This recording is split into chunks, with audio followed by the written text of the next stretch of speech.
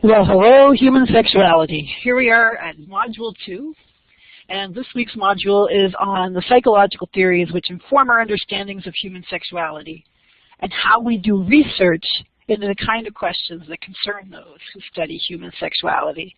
What kind of questions, you might ask? Well, let me tell you. Questions like, what happens when we orgasm? Or how do we form sexual attitudes and preferences? Is orientation a social psychological choice, or are we just born that way?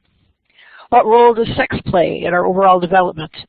In as much as this module is about the various theories that make up the discipline of psychology and the ways in which social scientists do research, I'm kind of hoping that you've heard some of these ideas before.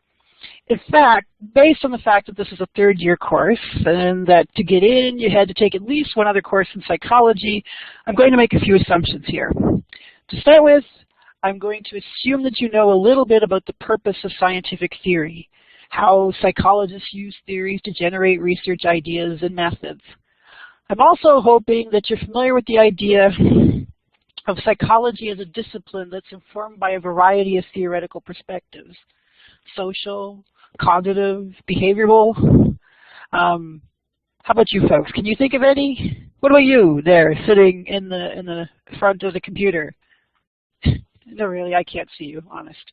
All right, so I have a couple of recommendations about what kinds of things you want to do when you're reading and making notes on these chapters. First of all, in the chapter on theoretical perspectives, I want you to take special note on what, if anything, each of these perspectives have taught us about human sexuality.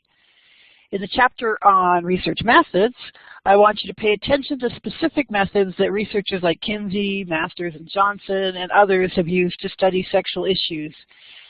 And finally, I want you to think about what some of the challenges might be of trying to use the principles of scientific research to study the psychology of human sexual behavior.